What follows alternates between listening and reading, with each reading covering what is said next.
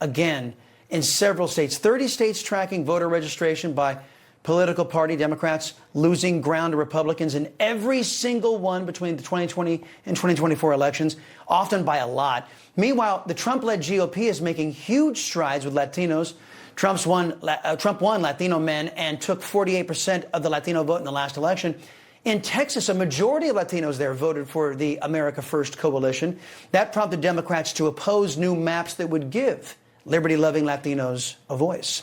Break it all down. Let's welcome in host of Ungoverned on LFA TV, Sean Farash, and elections correspondent for The Federalist, Brianna Lyman. Hello, you two. Brianna, the Democrat message for 2026 is that they oppose law and order, they love criminals, illegal aliens in particular, and they can't stand all the peace President Trump is bringing to the world. It's kind of a bold strategy, isn't it? It really is. And this new New York Times analysis is extremely interesting, Chris, because what we heard in the aftermath of the November election is that Donald Trump didn't actually win in a landslide. Him and the Republicans have no real mandate to govern because they squeaked by in that election.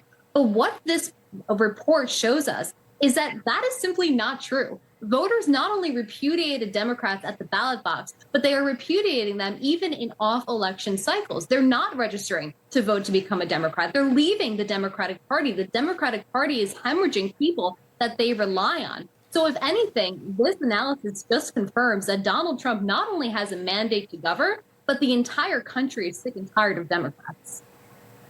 Yeah, socialists suck. I mean, seriously, always. Every time. There is no good socialist, no good commie out there. Sean, I know it sounds trite, but it seems true. The Democrat Party hates Trump more than they love the United States. Your thoughts?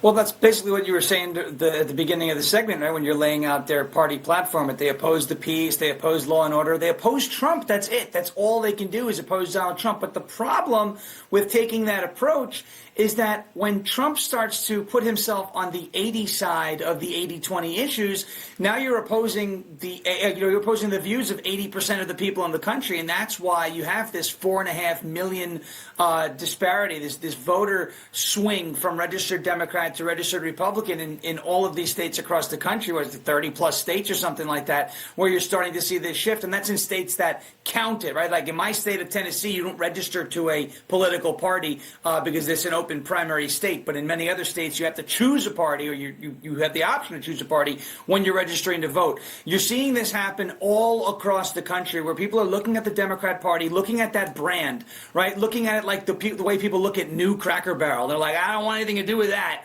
I want to go back to the way things were. I want to go back to what makes sense to me. And they are heading to the Republican Party. Now, the Republican Party is not perfect, but it is proving, as Brianna just mentioned, that the Republican Party and Donald Trump, MAGA, etc., better represent that big tent, those 80-20, the 80 side of those 80-20 issues. And that's why you're seeing such a shift. People are done with what the Democrat Party stands for, which really primarily stands for opposing Donald Trump. Yeah, well, no kidding. And guys, you know, look, I'm going to give a hint to all you Democrats out there, all you communists, all you socialists. The idea that you all love that an elite group of people should govern the masses, rule over the masses. Americans hate that. It may sell well in China, may sell well in the Soviet Union, but real Americans hate it. So that's why you're losing, because you're not behaving as Americans. Speaking of which, Brianna, as we predicted on the show, once the Lawfare cases got out of the hands of these corrupt, partisan, anti-American kooks like Letitia James, Judge Engoron, Judge Juan Merchan, that the cases would be overturned. Today, an appeals court overturning that outrageous fine of over $500 million. Justice coming once we get Democrats out of power, yes?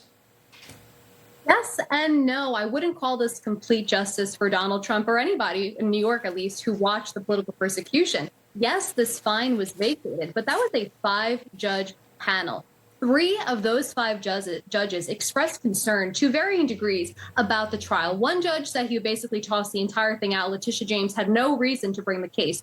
2 of the other judges said there were errors in that trial. We should have a retrial. Of course, a retrial is not really possible now that Donald Trump is president. So the fact that 3 out of 5 judges had some severe concerns, and yet the court affirmed what the trial court found, is still injustice. Sean, you want to take a swing at this? No, that's a great point, right? Because they vacated the penalty, right? The excessive $500 million penalty, but they didn't vacate the actual ruling.